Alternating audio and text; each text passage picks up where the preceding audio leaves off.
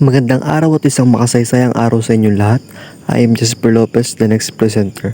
Ngayong araw ay halina't tumako na tayo sa panibagong talakayan, which is Philosophical Background of Social Studies. Tatalakayin natin dito kung ano nga ba ang naging background o naging ambag ng pag-aaral ng Araling Panlipunan o Social Studies dito sa ating bansa.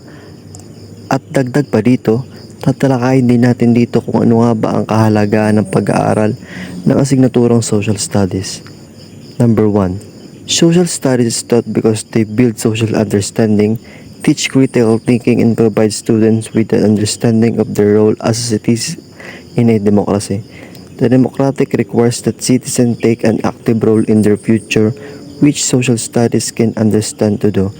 So, madalit salita, ang pag-aaral ng social studies ay hinuhubog ang kaalaman at pangunawa pagdating sa ating lipunan.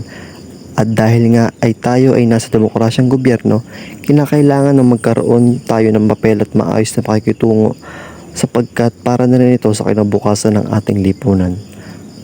Second, Thomas Jefferson the importance of learning about history by saying the vitality of a democracy was solely dependent upon the participation of each citizen and the education that they had received. Social studies is a study of history and the people, countries, instead countries that have been enacted.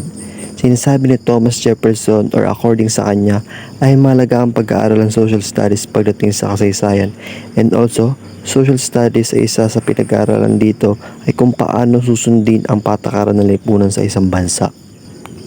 In social studies classroom, students are often taught in ancient history, modern history, and current history. It is important that the social studies class use active lessons to teach students how best to process and think about what they are learning. This is a big difference between active learning, which is hands-on and hands-on, and also passive learning. So napakadali namang intindihin. Sinasabi dito na sa mga mag-aaral ng social studies ay mahalagang malaman nila at kinakailangang maturuan sila kung ano nga ba ang mga nangyari sa sinaunang kasaysayan, modernong kasaysayan at kasalukuyang kasaysayan. Bakit? Sapagkat upang maging mulat sila sa nangyari sa ating kasaysayan. Pagdating naman sa kaalaman o pag-aaral ng isang mag-aaral o bawat mag-aaral ay may iba't iba silang estilo pagdating sa pag-aaral. Meron silang tinatawag na minds-on, hands-on at passive learning. So yun lamang po sa aking part, and I hope na meron kayong natutunan sa aking talakayan.